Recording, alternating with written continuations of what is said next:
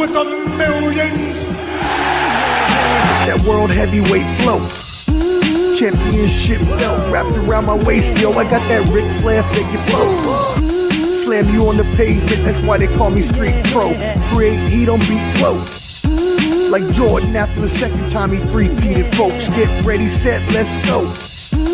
Fight toe to toe, release the flow created by this mic pro. Lights, cameras, get low. Action packed, back to back. In fact, this monster will go. Y'all better let him know. Man with the master plan, and you have no need to know. You came prepared, now get ready for the show.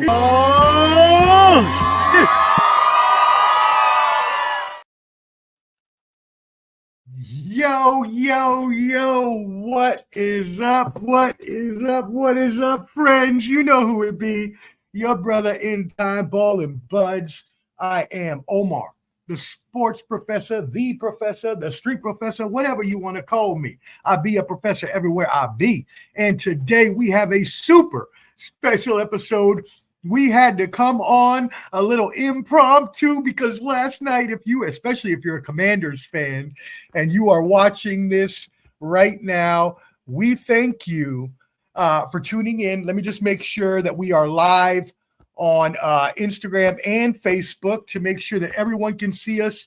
Yes, we are now live on Instagram and Facebook. Again, we thank you for tuning in. Make sure you subscribe at Ball and Buds, BALLANDBUDS. And again, today is going to be a special episode. So today we are going to have an exclusive interview with our NFL and DC Commanders insider, Shane Peacher, on Twitter or X at Peachomania, and he has obviously been with us here at Ball and Bud since the beginning. He is our NFL Commanders insider, but he is also the DC Superfan, and he, my friends, was the one that was taunting Tyrique Stevenson at the goal line and causing him to miss the hail victory that brought an amazing victory for the DC Commanders and all of their fans. He was literally the one talking that smack to Stevenson, which caused him to, completely bungle that play. Excuse me. And we will talk with him, an exclusive interview about exactly what happened and how it all went down. First, though, Professor Seminalmente is going to be my new weekly show going forward. Let's hit the headlines of what happened this past week, not only in sports, but also in world news and pop culture. So first, we like to start with sports. Let's update you on the World Series Game 3 tonight. Dodgers, Yankees. Dodgers will run out, one of their best pitchers, Walker Buehler. Unfortunately, he has struggled a little bit in the postseason and has not been his full self since coming back from injury. The Yankees need this game badly and the next game. Next game is a bullpen game for the Dodgers. For those that are uninitiated, that means that they are going to run out a bunch of relief pitchers instead of normally running out a starter that you would hope to get you 4 to 5 innings. That usually is a recipe for disaster if you do not have a good bullpen, and they've been stretched thin already. The Yankees have to win the next two. I think they do. Now, I do think the Dodgers take Game 5 in New York and go back with the 3-2 lead, but that's another thing for another day. We'll actually ask Shane Peacher what he thinks about that as well, and hopefully as well have our MLB insider Mike Wiebe on soon to talk at World Series as well, maybe even after. We'll just bring him in for a review. So you got that going on, right? Also, we have obviously the NBA and the NHL seasons have started, so those are in full bloom, as you may, or in full mode, as we could say, right? Because it's that season mode. So let's look at the power rankings in the NBA. This comes strictly from NBA.com. They're not my power rankings. Boston Celtics, that's why I didn't want to make my own, because y'all could be, oh, you're a homer, Omar, because you're a Celtic. Yes, I love my Celtics, but they are still number one. They are crushing teams left and right. And again, barring some unforeseen injury, there's no way they don't repeat. They are even better than they were last year. Moving on, number 2, the Oklahoma City Thunder, just like they improved last year. SGA, Chet Holmgren, they are a young team, which is the best part about that is they are young, but they are ready to compete. Number 3, surprisingly, the Los Angeles Lakers. AD came out the first game and had a throwback game like you haven't seen him forever. And then LeBron came out the next game, had 16 points in the first. So these boys are going off. I think one thing that happened there, I know everybody likes to get on the Bronny situation and how he's now and it was nepotism. I talked about it with, Mel from Man Down Sports, talked about it with my IOW brothers, with Cover D. We all talked about it on air. And it was nepotism, him bringing his son into the league when, maybe he wouldn't have been drafted, neither here nor there. I think what actually happened is LeBron wants to put on the best show for his son, show him how to play the game the right way, and try to play to the best of his abilities. So I would not be surprised if we see the best LeBron we've seen ever. He said he wants to play 82 games this year, which he hasn't done, but only one other season. So you can see, I think his son is really motivating him. Number 4, let's move on. The Cleveland Cavaliers, LeBron's old team. They are playing well. And again, they are a young team as well, led there by Donovan Mitchell. And then finally at number 5, the New York Knicks. Yes, they did get blown out by my Celtics in game 1. And I was quite happy about that. But they have come back to win their next game. And again, you can't count anybody out for having a bad first game. Even though I hate the Knicks, I'm not going to do it. I'm not counting them out. They will be there at the end of the season. This ranking is, representative of that. So now let's move on to the NHL Power Rankings. And so here, right, we got number 1. They have the Winnipeg Jets. Winnipeg Jets have been hanging around the last few seasons, just trying to get better and trying to improve every year. And so far, they have done quite well. They've been leading the ranking. They just came in to lead the rankings now for the first time this season. But their offense is just on fire. Number 2, the Dallas Stars went to the championship last year, to the Stanley Cup, as we remember. Excuse me, that was the year before. Geez, I'm getting my years jumbled up. Either way, really good team. They're always in contention. We expect them to be so again this year. Same thing with the Rangers. They're at number 3. The New York Rangers are back. Number 4, the Florida Panthers. They are actually the one that went to the championship last year. Take my apologies, Florida Panthers, but they're at number 4. And then finally, your Vegas Golden Knights. Since they became an expansion team, they have always been in the hunt since they won that first initial year. So that is the updates with those. And then finally, for last here in sports, we'll look at the NFL playoff picture right now. And if you're looking at and I'm gonna say this real quick because I know we're about to bring him in a second. The NFC, his Commanders are number 2 at 6-2, Lions at 6-1, so they lead there. The Lions. Then you got the Falcons, Cardinals, Packers, Vikings, and Eagles at 5-2, rounding out that NFC playoff picture. The AFC playoff picture, you have the undefeated Chiefs, of course, after beating my Raiders, Texans, Bills, the Steelers. Shout out my boy Clutch Cleveland. The Steelers, who is also a good friend of Shane Peters as well. Broncos, surprisingly, hot take Jake's Broncos at 5-3. I did not see that coming at all. I'm a hater. Hate the Broncos and the Chiefs. Lamar, I know you're out there, Wildcard Mar. I know you're listening. Ravens, 5-3 at number 6. And the Chargers, again, why do my Raiders suck, but all the other teams are good in my division? They're at 4-3, bringing up the playoff rear. And so that is it for the sports update. Really quick, we have Shane Peters here, and we are about to bring him on, but I do have a couple of news topics I do want to bring on real quick before we bring him in. So do not forget, everybody, the election is next week, Tuesday, November 5th. That is the most important thing. Make sure, and look, I'm not one of those people that says you have to vote. because I've abstained from voting before, and I'm also a veteran, and I was one of those that fought for your freedom to vote. I also fight for your freedom to not vote. So I respect your decision either way. But when you do vote, you do contribute to the democratic process, and also you help to elect, or try to help elect the leader that you want elected. Does it always happen? No, as we've seen quite demonstrably in the past few years. But if you are going to vote, make sure you get out there next Tuesday, November 5th. Also, it's getting really crazy out there in all the other countries with the elections, so we're not going to get into it, but you should look up Japan and you should look up Georgia. They are as well, because we talked about El Salvador a few months ago going through it. They're all having election issues as well. A lot of people claiming this whole rigged election and stolen election like Donald Trump did in the last one. It's also happening in other countries as well, so y'all should definitely check all that news out and stay informed on that. What else do we got? One other thing I wanted to say. You know what? No, I'm going to leave that.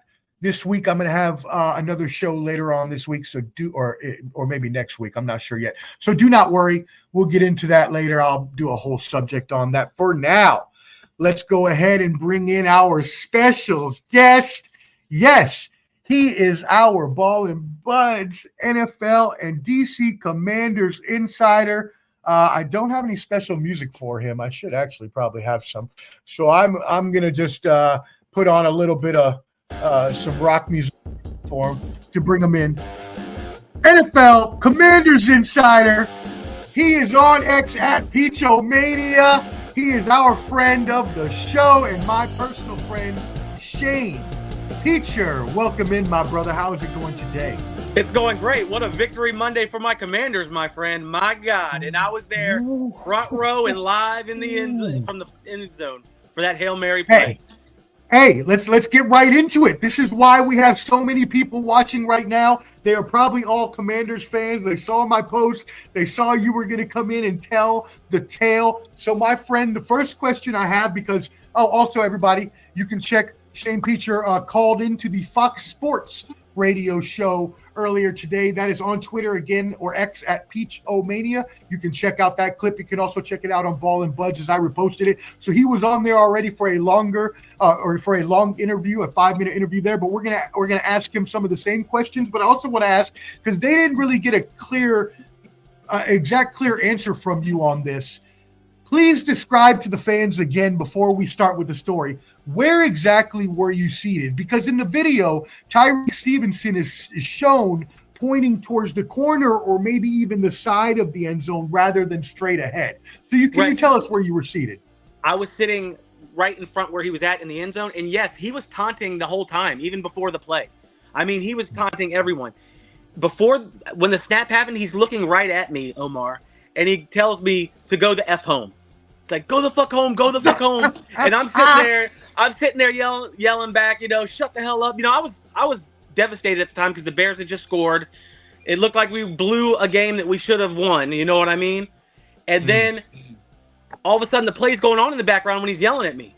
And I'm like, whoa, all the Bears fans around me, turn around. And that little bit of delay made him a second late getting there, and he tipped the ball right to Noah Brown for the game-winning touchdown. And then if you saw Eberflus's interview today, he said he was supposed to be boxing out Noah. So he wasn't even where he was supposed to be because of the taunting. And that's what I was going to follow up and ask you. Because obviously you are an NFL insider for a reason, because you are super knowledgeable at the sport of football, among many other sports, but definitely the sport of football. That him arguing with you getting it right. It's like we both watch our big wrestling fans. So when you get the referee distracted and he doesn't see the pin, that's all I could think about. So while you were taunting him, there were two other things that were missed here. First of all, even after he turned around and saw the players running downfield, he still stayed in the same spot trying to protect that open.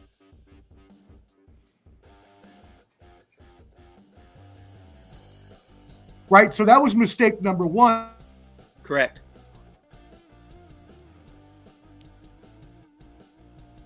Hey, buddy, you're freezing on me. I don't know if you can still hear me. I can't hear you at all. Apologies. Excuse me. There we go. I got you now. I got you. Okay. My bad. Temporarily, technology, it is what it is. But what I was saying is, not only did that first mistake come in where he waited on the left side to protect that zone instead of following all the receivers over, which may be in the play call, but that made him a little more late. And then when he got there, he tipped the ball up. I love how McAfee said it. He looked like he was a server at a restaurant. He just tipped the ball up instead of, as we all know, even amateur players, former players and fans such as ourselves and experts, we know you don't tip the ball up, you knock the ball down. So in football terms, in great analysis that you have, tell us about those other mistakes he made on that play. I mean, he was just late, Omar. And I think he tried to tip it down, but he got there too late, so he couldn't get all the ball. So it kind of tipped off his fingertips. So it made it go back. And there was a few people in the crowd that called the play Noah's Ark because Noah Brown caught it and it kind of arced up to him. So I kind of loved that. I was dying. But, dude, I wanted to run on the field, and then I was like, man, I can't get arrested and not enjoy this. But the adrenaline, man, I'm telling you, I've never been in such an electric arena. It was amazing, especially Northwest, especially there. That place, yeah. I'm usually leaving there sad 90% of the time. You know what I mean? It's awful. So just to recap for those who are just showing up, because I see a few of y'all just coming in now, we have an exclusive interview with Shane Peacher. He is our NFL and Commanders insider. He is also on X at Peachomania. You can find his Fox Sports interview he did there earlier and as well on Ball and Buds. But we have him in here because he was actually the one who was taunting Tyrique Stevenson. He was taunting me first. He was taunting me first. I just want to make that known. And you were defending the honor of yourselves and all Commanders fans. Yes. And you caught him up so bad that he completely bungled the play, messed up, and it led on to Hail Victory or Noah's Ark or whatever other clever names we can come up with to Hail surmise Maryland. I heard that. Hail Maryland. So now I heard you talk about the despair of Bears fans. So for the glee of the Commanders fans watching right now, can you repeat what happened after the Bears fans were talking all that crap after the touchdown? They just a lot of hands on head, a lot of straight to the seat. You know what I mean? It was done. I mean, there was a few guys I thought were going to puke. And I understand it, man. I would have been the same way, my friend. You know what I mean? And then another thing, I saw Stevenson's interview today. That motherfucker said he was cheering with the Bears fans. No, you're a liar. You were trying to taunt us. You thought you won, but you didn't. That's what happened. I mean, you could see clear as day in the video. There was no talking with the Bears fans because the motion that he was making were taunts. Because he was like, come on now. Come on. Yeah. So you are, I can't, at this time though, when you're actually talking crap to him, obviously, Commanders fans are diehard. They're very rabid and loyal, so they're not going to give up if they're still there. They think that this play is going to be completed. How was the crowd around you, or were they were despondent? No, we thought it was over, man. We thought there was no chance. But dude, when that ball landed in Noah's hand, I have never in my life hugged so many strangers. The roof, if there was a roof, it would have blown off that place, man. I'm telling you, man. It was electric. I can't explain it any way. Electric. That's the perfect word for it. And so now, and again, we have so many Commanders fans watching now because that's what we promoted this as. So talk to your fans about what you see for the team going forward. Obviously, as I mentioned before you came on, y'all are 6-2 and number 2 in the NFC. What are your thoughts on the Commanders for the rest of the year? Bro, it just seems like a team of destiny. Everything is bouncing our way. And as the kids would say, I think Jaden is him. And I've been telling you that for weeks, man. And it's not just his athletic ability. He is so poised. He is so just confident. He stands in there. Every time we need a play, he makes it. You hear about how he's there at 4 a.m. before everybody else, and he's got his workouts in. He's there an hour after everybody leaves. He's doing that virtual reality training. It's unbelievable, man. He just seems to be a film warrior, man. And that's most important than anything. That's what makes the greats, the greats. If you can be good, you can be great, and then you can be special. And I'm hoping he's special. I'm telling you now, and I'm going to say it right here. Dale, that's our friend Dale, is a Chiefs fan. The snail. I'm hoping we have talks in February coming down the road, buddy. That's what I'm hoping. Ooh. And if you want my answer, Super Bowl. I'm not saying that this year, man, but I am saying we're definitely a playoff contender. No doubt about that. We are legit in that regard. And who's scary in the NFC right now besides the Lions? We could win a game or two in the playoffs, maybe. Get me to an NFC championship is where I think we could go. But I would love to just get there. I just want to get there. That's the goal right now. Yeah, and I heard them ask you that on Fox Sports about what you thought about that as well, and you gave them the answer, and they came back with, well, there's all these other teams. But you're right. The only one that is terribly – very scary is the Lions. Everyone else, there's 5-3, there's 6-2, they're there, the Eagles and other teams, as they mentioned, but no one is truly dominant so far in the NFC except maybe the Lions. Maybe San Francisco if they get healthy, right? Right. They're always there. Because they've been unhealthy. Right. I've said that all season. Right. Okay. All right. Well, before we get you out of here, and look, we got a Cowboys fan, David Dubois, my brother. Support his mission. He has a. You can support his mission, but they're not very good. They're not very good. Not this year. Yeah, they're not.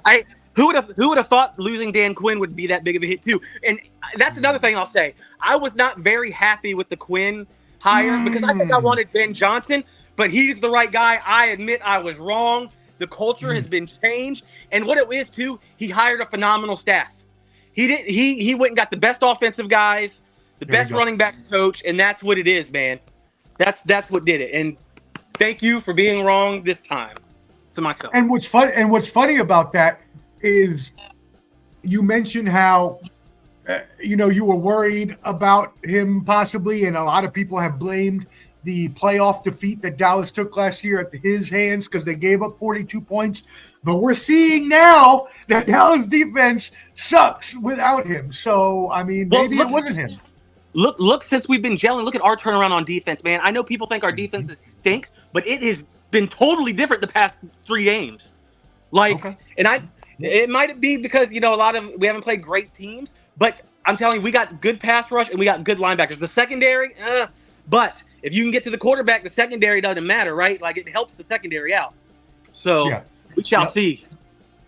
All right. Well, damn, that was an awesome interview, an awesome game, a game that the DC Commanders fans will never forget. We got the exclusive interview with Shane Peacher, who was the fan that was there talking that crap with Tyrique Stevenson on the field that caused him to mess up the Hail Mary. We got a question from the fans. Oh, this is Hot Take Jake, my brother from the Bottom Line Sports. Make sure y'all subscribe at the Bottom Line Sports. We will be on live tomorrow night at 8 Eastern.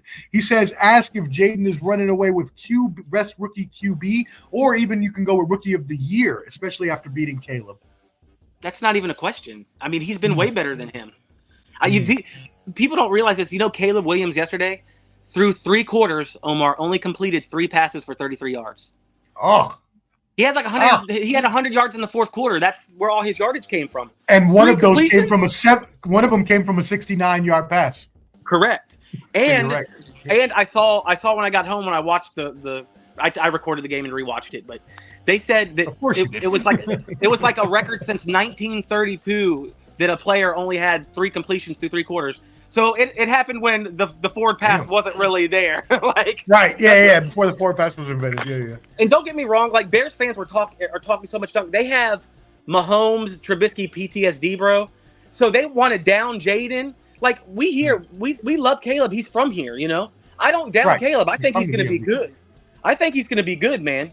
But they have that PTSD, man, and they want Jaden to fail. It's weird. It's a weird flex, man. Well, it is probably weird, but at the same time, I guess you can understand since they picked a quarterback in the same draft. I guess kind of makes sense. Let's take a question from our brother, Clever D, the Combat G, has a question for you. What week will the division be wrapped up for the Commanders? It's going to be. Now, remember, the Eagles are 5-3, yes, so the Eagles are only 1 game behind. Exactly. The Eagles are hot. It's gonna go to the end. I'm gonna say week 16. 16 is when the Eagles. But you're predicting the Commanders? I'm right now. Yes. Right now, yes.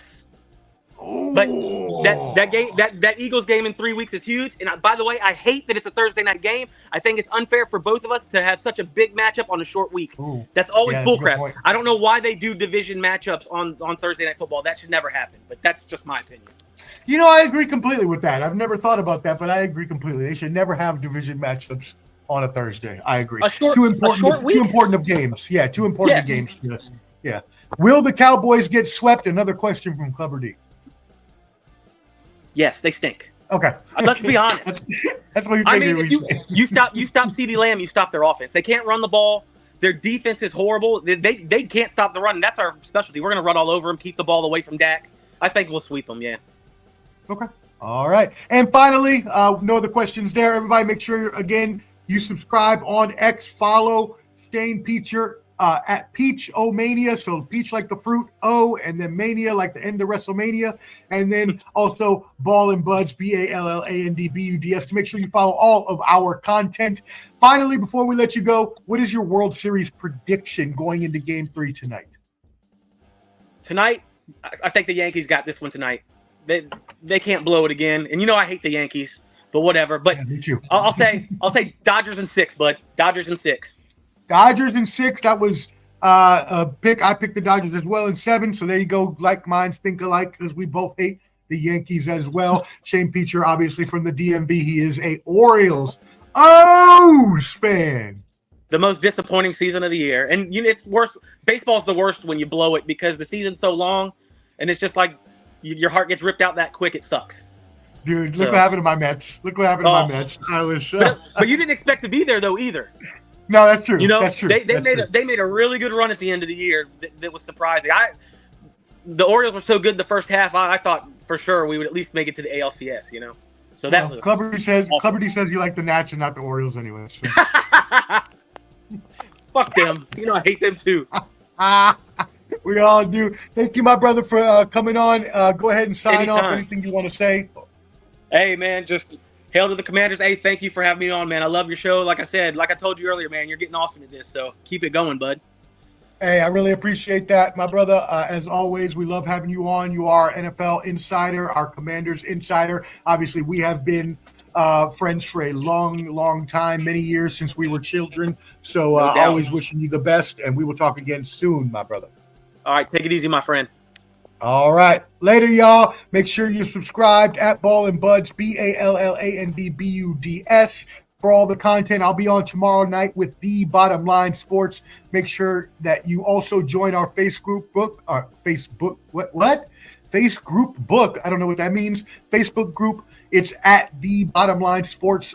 We go live every Sunday and Tuesday at 7:30 Eastern on Sundays after the games and before the night game, and then 8 p.m. Eastern on Tuesdays as well. Make sure that you watch out for my shows. This one will be coming on every Monday in the future. The Professor's Semanalmente, which is weekly in Spanish for those of uneducated marks out there. And as well, thank you. Shout out to the older D clubs, the Ridge Derek clubs. We were all hoping for the O's, even us who are not maybe fans, since we're from that area. So again, make sure you subscribe. We love y'all tuning in. Check out D Clubs, the Ridge's little brother, my brother as well. Clubber D, the Combat G, will be coming on with another combat sports special and another banter, brawls, and bravado very soon once our boys get freed up with some time. Shout out to Mike Wiebe, who's doing his thesis. Shout out to Dave DeFore, now has his daily podcast for The Athletic, the NBA podcast. So make sure y'all check that out as well. Everybody else, IOW Sports, Man Down Sports for great NBA coverage, and all the other people that we work with. The Final Say podcast, Jake's new podcast. We appreciate all of y'all. Again, love y'all. Holla! 5,000. He's with the millions. It's that world heavyweight flow. Championship belt wrapped around my waist. Yo, I got that Ric Flair figure flow. Slam you on the pavement, that's why they call me Street Pro. Create heat on beat flow. Like Jordan after the second time he three-peated. Folks, get ready, set, let's go. Fight toe to toe, release the flow created by this mic pro. Lights, camera, get low. Action back to back. In fact, this monster will grow. Y'all better let him know. Man with the master plan, and you have no need to know. You came prepared, now get ready for the show.